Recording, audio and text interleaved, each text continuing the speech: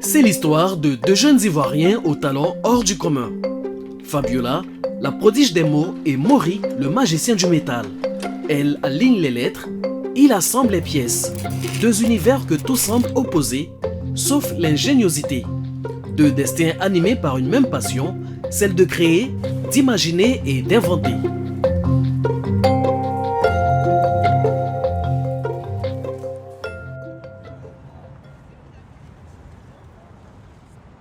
Écrouleron. Qui est-ce qui a trouvé le mot écrouleron? On applaudit Fabiola, on applaudit Zalika. En plein entraînement, Fabiola, 15 ans, en classe de première C au lycée classique d'Abidjan, et Zalika, 17 ans, en deuxième année au lycée professionnel des métiers du bâtiment, sont au coude à coude. Le but du jeu, former des mots avec des lettres tirées au hasard. Nous venons de faire 3 parties. Le premier mot était roulé, le deuxième mot était masque, et puis le troisième mot était écrouleron. Et puis maintenant, nous nous apprêtons à jouer la 4e partie. Lors de ces parties, les joueuses disposent de 3 minutes pour rechercher, trouver et transcrire leur solution sur un bulletin. L'occasion aussi de découvrir le sens de certains mots grâce à leur formateur. Dites-moi quelque chose, une flambée. Oui? Une flambée, c'est une augmentation. Tape 2. Fabiola me joue face en 2F. 2F. Donc le F tombe ici. 12, 13, 16, 17. 17 points pour Fabiola. Et 18 pour Zalika, qui prend le dessus. On essaie en fait de se battre pour le trophée, mais à chaque fois, elle prend, je prends, elle prend, je prends. C'est une sorte de compétition qui nous pousse en fait à étudier, à chercher des mots pour pouvoir venir jouer et gagner. Pour la 5e et dernière partie, les filles tenteront d'atteindre le top. Le top, c'est le mot qui rapporte le maximum de points au Scrabble Duplicates. Le mot qui rapportait le plus de points, P, S, un pseudo. Pour les 5 coups joués, le top faisait 139 points. Dans cette manche, le top s'élève à 139 points. Aucun joueur n'a réussi à l'atteindre, mais Fabiola s'en est approché de très près. Donc Fabiola est à 91% de réussite. Tous ceux qui auront au moins 90% font partie des meilleurs joueurs. C'est ceux-là qu'on recrute pour représenter la Côte d'Ivoire sur les compétitions internationales. La prochaine compétition internationale se déroulera en Tunisie, précisément dans la ville de Tunis en juillet 2026. Fabiola s'y prépare chaque semaine. Samedi matin, quand je me réveille, je finis de faire les travaux ménagers et puis j'étudie. Et puis quand je finis à 14h, je viens jouer. Fabiola affine son talent au sein de ce club de Scrabble, initié par l'ONG Scrabbleurs sans frontières. Cette organisation aide les enfants à mieux apprendre à l'école et à développer leurs capacités grâce au jeu de Scrabble. Elle encadre une 50aine de jeunes venus de plusieurs quartiers d'Abidjan. Et c'est ici, dans la commune d'Atekoubé, que les parents de Fabiola ont vu naître une championne. Bonjour. Aujourd'hui, être championne, c'est une fierté pour moi parce que j'inspire les autres enfants. J'inspire aussi les jeunes filles à s'adonner à l'activité extrascolaire au lieu de perdre leur temps. Et puis mes parents sont aussi fiers de moi et cela me procure une grande joie. C'est en classe de CE1 que Fabiola fait ses premiers pas au jeu de Scrabble. Elle remporte son tout premier trophée en 2021 lors de la première édition des Olympiades d'Atekoubé.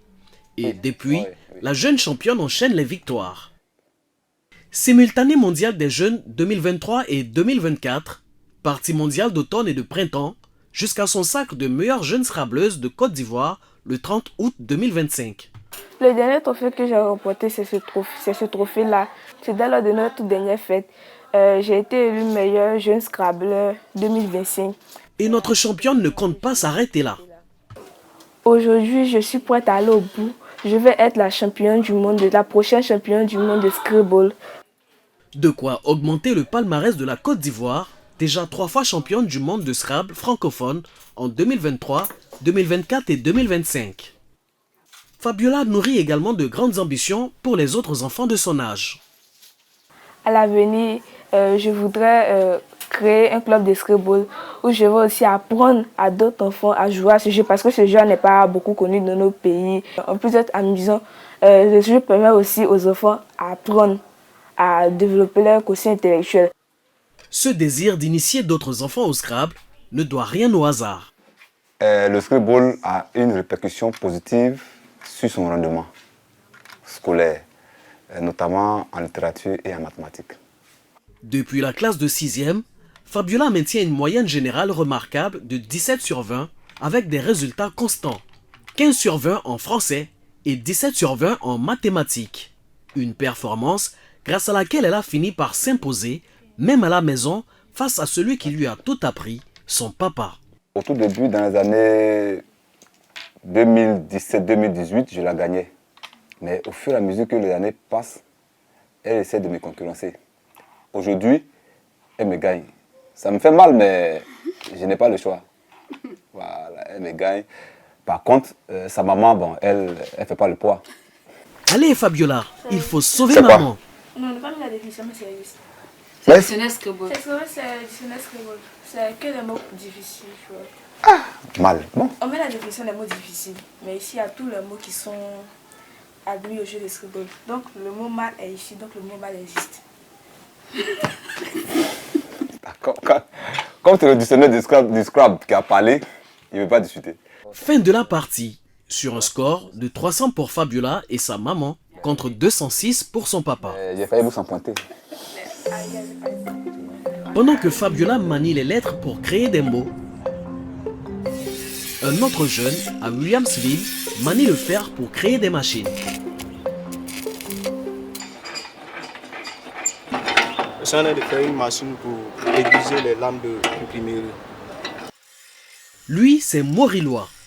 Âgé d'à peine 20 ans, il s'est fait un nom dans son entourage, celui d'un garçon capable de fabriquer ou de réparer presque tout. Là, on place les moteurs. Et puis, il y a des bobines en place là. Ça, c'est le réglage. Facile.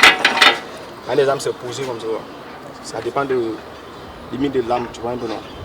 Donc, si le moteur est là, que la lame n'est pas trop proche, c'est là qu'il règle.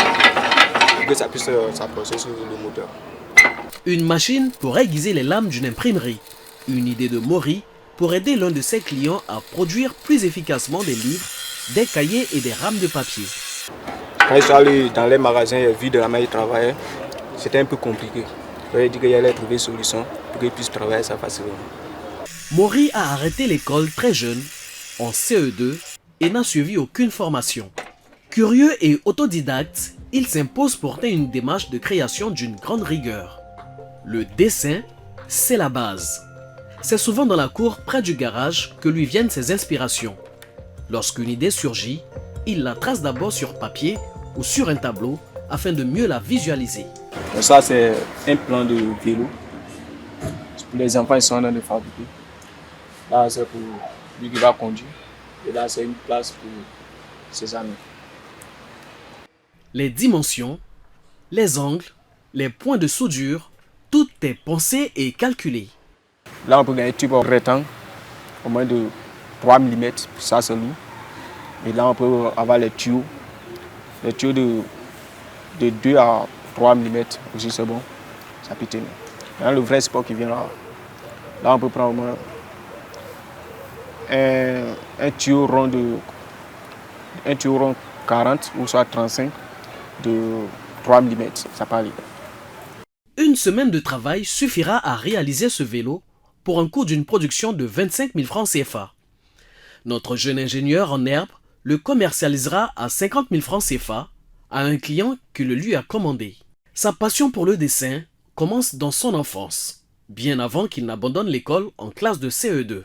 Quand il va à l'école, il n'était pas trop concentré en classe. En fait. Le dessin était trop fort dedans, dessin mathématique. Donc, moi et puis mon maître, on ne s'attendait pas trop beaucoup. Parce qu'il vient à l'école comme il veut et il n'aimait pas ça. Donc à chaque fois de me frapper en classe, ça fait qu'il essaie quoi. J'ai commencé à vendre dans le magasin de ma vie, mais dans le magasin, quand il vient, il m'avait jamais payé les trucs, on dit gâté, il paye beaucoup, il vient m'asseoir, il démonte tout, il commence à fabriquer et puis il m'a vendre. C'est dans ça qu'il gagnait de l'argent un peu. De l'école, il garde la rigueur. De la rue, il apprend la débrouillardise. Les ferrailles qu'on jette, lui, les transforme en trésors. Retour au garage. Parmi ses projets déjà réalisés, figure ce robot. Étonnant, il s'agit d'un caméraman qu'il est possible de mettre en mouvement grâce à un mécanisme électronique. La conception de cette machine a demandé à Maury près de 2 mois d'efforts et un budget d'environ 350 000 francs CFA. Cette somme a été investie dans l'achat de fer plat, de béton, de bobines, de pièces de moto, de mastic et de quelques chiffons. Au final, il estime que son invention pourrait se vendre entre 700 000 et 800 000 francs CFA à des réceptifs hôteliers ou des restaurants comme œuvres d'art ou de décoration.